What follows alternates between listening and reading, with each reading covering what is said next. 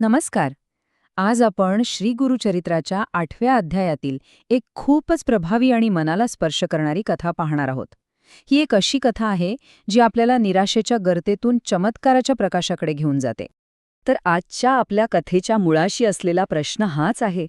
विचार करा, एक अत्यंत सद्गुणी, देवाची नित्य भक्ती करणारी आई, पण तिच्या नशिबी असा मुलगा येतो जो ना बोलू शकतो ना काही शिकू शकतो. असं का व्हावं? हा फक्त एक प्रश्न नाहीये, तर एका आईच्या हृदयातली रोजची वेदना आहे. चला तर मग पाहूया हा संपूर्ण प्रवास कसा उलगडत जातो. आपण सुरुवात करणार आहोत एका आईच्या दुःखाने. मग पाहूया तिची दैवी भेट कशी होते, गुरूंनी तिला काय उपदेश दिला, मग तो कृपेचा चमत्कार कसा घडला आणि शेवटी तिला कोणतं अंतिम वरदान मिळालं. तर आपल्या कथेचा पहिला टप्पा आहे एका आईचं दुःख. पाहूया तिची कहाणी आणि तिची व्यथा. गोष्ट सुरू होते कुरवपूर गावातून. लोकांच्या कल्याणासाठी थोर आध्यात्मिक गुरु श्रीपाद श्रीवल्लभ तिथे आलेले असतात. पण ज्या व्यक्तीला त्यांची सगळ्यात जास्त गरज होती तिच्यापर्यंत ते अजून पोहोचलेले नव्हते. आणि इथेच आपल्याला या कथेचा मुख्य संघर्ष दिसून येतो.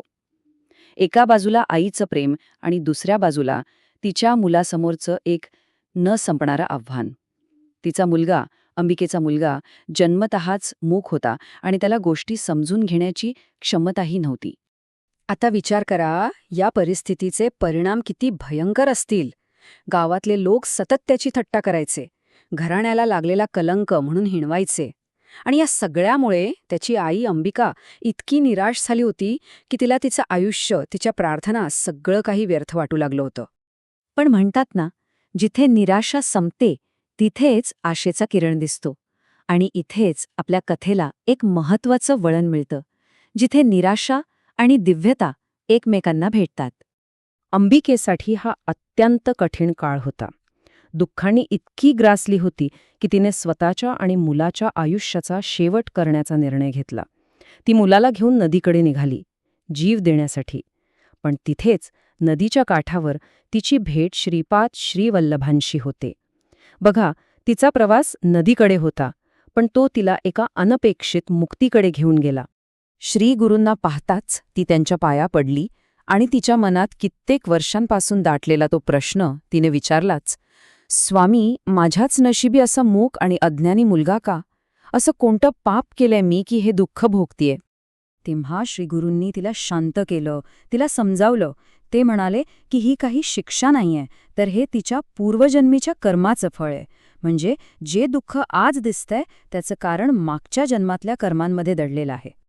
आता फक्त समस्येचं कारण कळणं महत्वाचं नाही, तर त्यावर उपाय काय हे कळणं जास्त महत्वाचं आहे, बरोबर? आणि तोच मार्ग आता श्रीगुरू तिला दाखवणार होते. गुरूंनी तिला एका खास व्रताबद्दल सांगितलं, शनी प्रदोष व्रत. हे व्रत भगवान शंकराला समर्पित आहे. शनिवारी संध्याकाळच्या वेळी म्हणजे प्रदोष काळात हे व्रत अगदी भक्तिभावानं करायचं असतं. आणि गुरूंनी सांगितलं की हेच व्रत तिच्या सगळ्या दुःखांचा अंत करेल. आता फक्त हे व्रत कर असं सांगून ते थांबले नाहीत, तर या व्रताची ताकद किती आहे हे पटवून देण्यासाठी आणि तिचा विश्वास वाढवण्यासाठी त्यांनी तिला उज्जैनच्या एका गोपीची कथा सांगितली. त्या गोपीने इतक्या भक्तीने हे प्रदोष व्रत केलं होतं की तुझ्या मुलाला एक महान राजा होण्याचा आशीर्वाद मिळाला. इतकंच नाही, तर तिला स्वतःला एका दैवी अवताराची आई होण्याचं भाग्य लाभलं. ही कथा सांगून श्रीगुरूंनी अंबिकेला विश्वास दिला, जर तू हे व्रत त्याच भक्तिभावाने करशील तर तुझं सगळं दुःख नाहीसं होईल. आणि जेव्हा श्रद्धा आणि करुणा एकत्र येतात तेव्हा अशक्य गोष्टही शक्य होते. आता आपण कथेच्या त्या टप्प्यावर आलोय जिथे एक अविश्वसनीय चमत्कार घडणार आहे. अंबिकेची ती शुद्ध भक्ती पाहून श्रीगुरू खूप प्रसन्न झाले. त्यांनी त्या मुलाला जवळ बोलावलं आणि मग आपला वरद हस्त म्हणजे वरदान देणारा हात त्या मुलाच्या डोक्यावर ठेवला. बघा, किती साधा पण किती प्रभावी क्षण आहे हा. एका आईची अढळ श्रद्धा आणि गुरूंची कृपा यातूनच हा चमत्कार घडला. आणि काय आश्चर्य, एका क्षणात तो मूक मुलगा एक महान विद्वान बनला. तो इतक्या स्पष्टपणे वेदांचं पठण करू लागला की सगळेजण निश्शब्द झाले. खरंच एक अविश्वसनीय परिवर्तन. हा चमत्कार पाहून अंबिकेचा आनंद गगनात मावेनासा झाला. ती कृतज्ञतेने भरून गेली. पण तिच्या भक्तीचं फळ फक्त इथपर्यंतच मर्यादित नव्हतं. तिला एक असं वचन मिळालं जे या चमत्काराच्याही पलीकडचं होतं. श्रीगुरू तिला म्हणाले, तुझी ही अढळ श्रद्धा पाहून मी तुला वरदान देतो की पुढच्या जन्मी तुला एक पुत्र होईल आणि मी स्वतः तुझ्या पोटी जन्म घेईन. विचार करा, केवढा मोठा आशीर्वाद आहे हा. पुढच्या जन्मात स्वतः श्रीगुरू तिच्या पोटी जन्म घेणार होते. तर मग या संपूर्ण कथेतून आपण काय शिकतो? सगळ्यात महत्त्वाचं म्हणजे गुरुकृपेची ताकद, जी नशिबालाही बदलू शकते. दुसरं म्हणजे अढळ श्रद्धा आणि भक्ती असेल तर आपण कोणत्याही दुःखावर मात करू शकतो. शनिप्रदोष व्रताचं महत्त्वही आपल्याला कळतं. आणि शेवटी हेच की जर प्रामाणिकपणे साधना केली तर पूर्वकर्माचे वाईट परिणामही नाहीसे होऊ शकतात.